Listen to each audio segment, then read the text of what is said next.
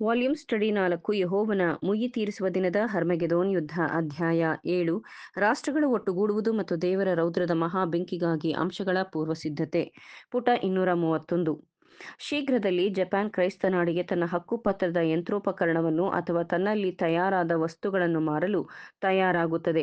ಜಪಾನಿಯರ ಸ್ಪರ್ಧೆ ಶೀರ್ಷಿಕೆಯ ಅಡಿಯಲ್ಲಿ ಸ್ಯಾನ್ ಫ್ರಾನ್ಸಿಸ್ಕೋ ಪತ್ರಿಕೆ ಹೀಗೆ ಬರೆಯಿತು: ಜಪಾನಿಯರ ಸ್ಪರ್ಧೆಯ ಗಾಳಿ ಯಾವ ಕಡೆಗೆ ಬೀಸುತ್ತದೆ ಎಂಬುದಕ್ಕೆ ಮತ್ತೊಂದು ಸಣ್ಣ ಸುಳಿವು ಜಪಾನಿನ ಒಂದು ಕೈಗಾರಿಕಾ ಕೇಂದ್ರವಾದ ಮಿಲ್ ಗಾರ್ಡ್ ಸಿಟಿ ಟು ಕೋಬ್ ವ್ಯಾಪಾರ ಹುಲ್ಲು ಚಾಪೆಯ ಹೆಣಿಗೆಯ ತಯಾರಿಕಾ ಕಾರ್ಖಾನೆಯ ಬದಲಾವಣೆ.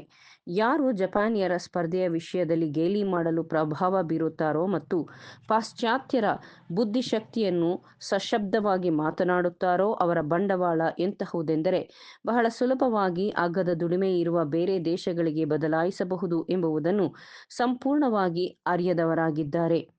ಅತ್ಯುತ್ತಮ ಬುದ್ಧಿಶಾಲಿಗಳಿಗೆ ಬೇಕಾಗಿರುವ ಅಂಶವೇನೆಂದರೆ ಅಮೆರಿಕಾದ ಮತ್ತು ಯುರೋಪಿನ ಯಂತ್ರಗಳನ್ನು ಆವಿಷ್ಕಾರ ಮಾಡಬೇಕಾಗಿದೆ ಮತ್ತು ಬಂಡವಾಳದ ಮಾಲೀಕರು ಅದನ್ನು ಕೊಂಡುಕೊಂಡು ಮತ್ತು ಅತ್ಯಂತ ಅಗ್ಗದ ಬೆಲೆಯಲ್ಲಿ ಕಾರ್ಯನಿರ್ವಹಿಸುವ ದೇಶಗಳಿಗೆ ವರ್ಗಾಯಿಸಬಹುದು. ಹಾನರಬಲ್ ರಾಬರ್ಟ್ ಪಿ ಪೋರ್ಟರ್ನು ಮೇಲೆ ತಿಳಿಸಿರುವುಗಳನ್ನು ಕುರಿತು ಕೆಲವು ಸಮಯದ ಹಿಂದೆ ನಾರ್ತ್ ಅಮೆರಿಕನ್ ರಿವ್ಯೂದ ಪತ್ರಿಕೆಯ ಲೇಖನದಲ್ಲಿ ಸೂಚಿಸುವುದೇನೆಂದರೆ, ವಿದೇಶಿ ಮಾಲುಗಳ ಮೇಲೆ ಯುಎಸ್ನ ಸುಂಕವನ್ನು ತಡೆಯಲಾಗದೆ ಜಪಾನ್ ರಭಸವಾಗಿ ಯುಎಸ್ನ ತಯಾರಕರೊಂದಿಗೆ ಒಳನುಗ್ಗಲು ತಯಾರು ಮಾಡುತ್ತಿದ್ದಾರೆ. ಅವರು ಕೆಲವು ಕಾರಣದಿಂದ ಹಾಗೆ ಮಾಡಲು ಸಾಧ್ಯ. ಮೊದಲನೆಯದಾಗಿ ಅಗ್ಗದ ಮತ್ತು ತಾಳ್ಮೆಯ ದುಡಿಮೆಗಾರರು. ಎರಡನೆಯದಾಗಿ ನಾಗರಿಕ ದೇಶಗಳಲ್ಲಿ ಚಿನ್ನದ ಮಟ್ಟದ ಮೇಲೆ ತಮ್ಮ ಬೆಳ್ಳಿಯ ಮಟ್ಟದಲ್ಲಿರುವ 100% ಅನುಕೂಲತೆಯು ಯಾವುದೇ ಸುಂಕದ ರಕ್ಷಣೆಯಿಂದ ಸರಿತೂಗಿಸುವ ಪ್ರಯತ್ನಕ್ಕಿಂತಲೂ ಬಹಳ ದೂರ ಕಾರ್ಯ ಸಾಧಿಸುತ್ತದೆ. ಲೇಖನದಲ್ಲಿರುವ ಆಕ್ಷೇಪಣೆಯ ಬಗೆಗಿನ ಆಯ್ದ ಭಾಗವನ್ನು ಇಲ್ಲಿ ಕೊಡುತ್ತೇವೆ. ರೂಪೋಕ್ತಿಯಿಂದ ಹೇಳಬೇಕೆಂದರೆ, ಜಪಾನಿಯರು ತಮ್ಮ ಟೋಪಿಗಳನ್ನು ಅಮೆರಿಕದ ಮಾರುಕಟ್ಟೆಗೆ ಎಸೆದಿದ್ದಾರೆ ಮತ್ತು ನಮ್ಮ ದುಡಿಮೆಗೆ ಮತ್ತು ಸರಕುಗಳೊಡನೆ ಬಂಡವಾಳವನ್ನು ಉತ್ಕೃಷ್ಟತೆಯೊಡನೆ ಅಗ್ಗದ ಬೆಲೆಗೂ ಹೇಳಬೇಕೆಂದರೆ ಕಾರ್ಮಿಕರ ಉಳಿತಾಯ ಸಾಧನಗಳ ಹೊರತುಪಡಿಸಿಯೂ ಸಹ ಒಂದು ಕ್ಷಣಕ್ಕೆ ಸ್ಪರ್ಧೆಯನ್ನು ಧಿಕ್ಕರಿಸುತ್ತದೆ. ಯುಎಸ್ಗೆ ಆಮದು ಮಾಡಿಕೊಂಡ ಅನೇಕ ಜಪಾನಿ ವಸ್ತುಗಳ ಪಟ್ಟಿಯನ್ನು ಮಂಡಿಸಿದಾಗಲೂ ಆತನು ಹೇಳುವುದೇನೆಂದರೆ, ಕಳೆದ ಕೆಲವು ತಿಂಗಳಲ್ಲಿ ನಾನು ಜಪಾನಿನ ಜಿಲ್ಲೆಗಳನ್ನು ಭೇಟಿ ನೀಡಿದ್ದೇನೆ ಮತ್ತು ಮೇಲಿನ ಪಟ್ಟಿಯ ವರದಿ ಮಾಡಿರುವ ಕಾರ್ಖಾನೆಗಳನ್ನು ಪರಿಶೀಲಿಸಿದ್ದೇನೆ.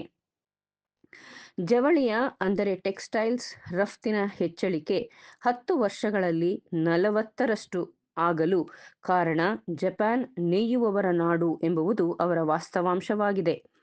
ಜಪಾನಿಯರು ಹೇಳುವಂತೆ ಅಮೆರಿಕಾಗೆ ಅಪಾರ ಪ್ರಮಾಣದ ಅಗ್ಗದ ರೇಷ್ಮೆ ಮತ್ತು ಎಲ್ಲಾ ತರಹದ ಅಗ್ಗದ ವಸ್ತುಗಳನ್ನು ಕಳುಹಿಸುತ್ತಿದೆ. ಅವರು ಈಗ ಏನು ಮಾಡಬೇಕೆಂದಿರುವರೋ ಅದರ ಮುಂದೆ ಈ ಹಿಂದೆ ಮಾಡಿರುವುದು ಏನೂ ಅಲ್ಲ.